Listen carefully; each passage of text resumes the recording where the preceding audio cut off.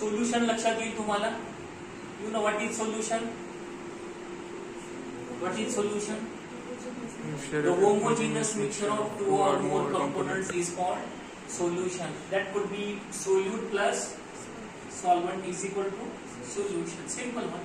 But then you have to follow here types of solutions now, depending upon size and depending upon the state of solution.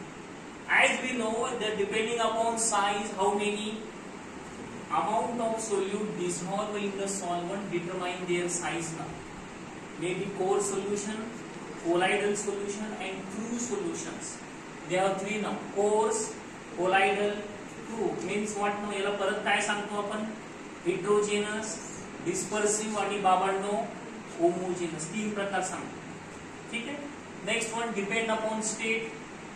State वरती सरळ आहे solid solutions, liquid solutions आणि gaseous solutions.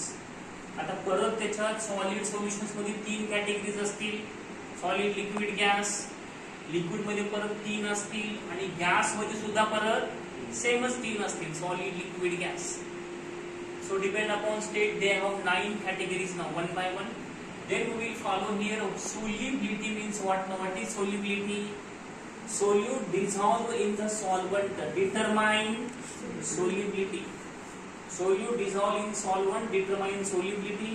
इथं परत तीन मी example सांगितले. Solid, solid, solubility म्हणजे solid solute आणि सॉलिड सॉल्व्हंट डिझॉल्व्ह होतो आणि तयार करणारी सोल्युबिलिटी किंवा तयार करणारा सोल्युशन हा कसा असेल? सॉलिडच असेल. सॉलिड, लिक्विड, सोल्युबिलिटी कुठलं तयार होईल? लिक्विड तयार होईल. आणि गॅस लिक्विड मध्ये कुठलं तयार होईल? इथं पण लिक्विड तयार होईल, इथं पण लिक्विड तयार होईल. Solid, solid solutions, solid liquid solutions. This is what now? Gas. This is a gas liquid solutions. याचे पण तीन कॅटेगरीज आहेत. याची किती कॅटेगरीज?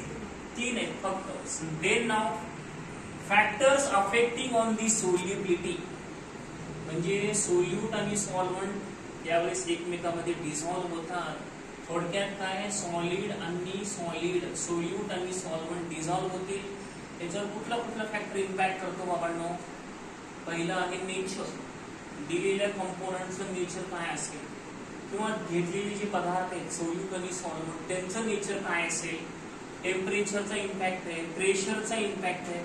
एवढे सगळे आपल्याला टिक आउट करायचे. आधी गेटिव्ह न वाटायचे. कळत्यानं मी का सांगतोय? ओके. त्या फॉर्म मध्ये आपल्याला जायचंय. परत लॉज आहेत. सोल्युबिलिटी इन गॅस लिक्विडचं लॉ पण सांगतो. Henry's law. S equal to K dot P. Vapor pressure of volatile solutions. Now what is that? Rolle's law. Rolle's law पण आहे. P is equal to P01 plus P02 minus P1 bracket नंतर X2.